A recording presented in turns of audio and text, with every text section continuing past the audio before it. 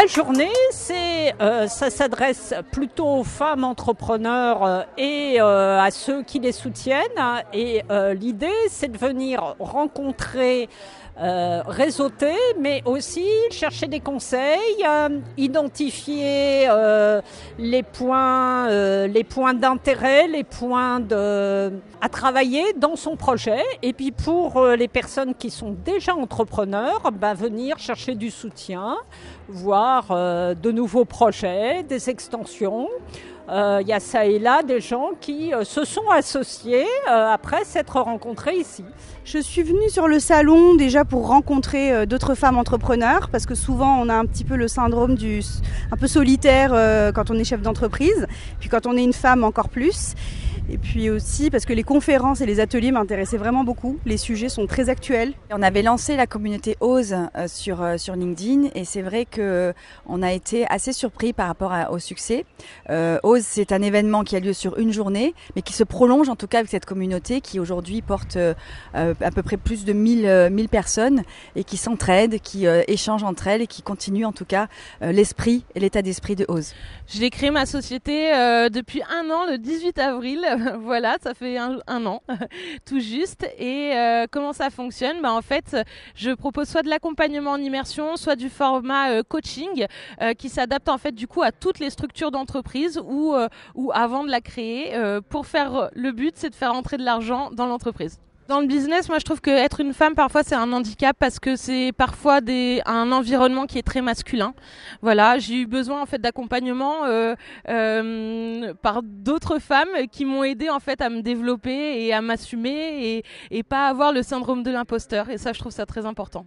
Nilasphère, ça va être une application disponible sur Android et sur App Store.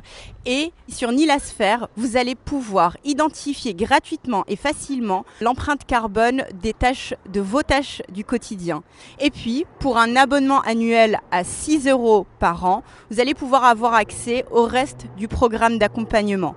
Des recommandations quotidiennes envoyées que vous allez pouvoir sélectionner, partager, valider via une photo et vous allez également pouvoir participer à des challenges pour gagner des cadeaux d'entreprise engagés. J'ai créé Unilo, que c'est une société pour le bien-être au travail. Du coup, c'est spécialisé dans les QVT et aussi dans les animations dans des événements et des entreprises.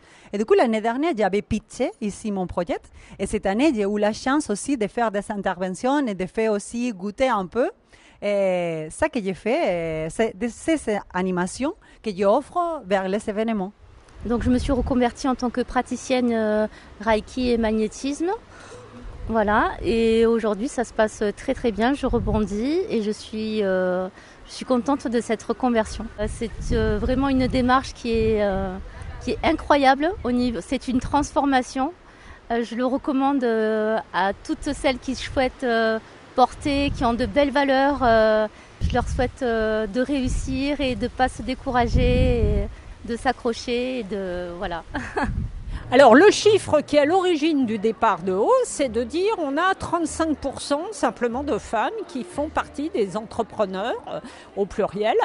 Donc une minorité de femmes alors qu'on est quand même à 50-50. Et donc c'est de doper ce chiffre-là. Il faut reconnaître qu'on est plutôt sur de l'entrepreneuriat individuel, pas forcément sur des structures de société directement employeurs, mais on sait que c'est là que ça commence. C'est vrai qu'on reste très attentif en tout cas à ce que les femmes puissent entreprendre sereinement et trouvent leur juste place dans la société.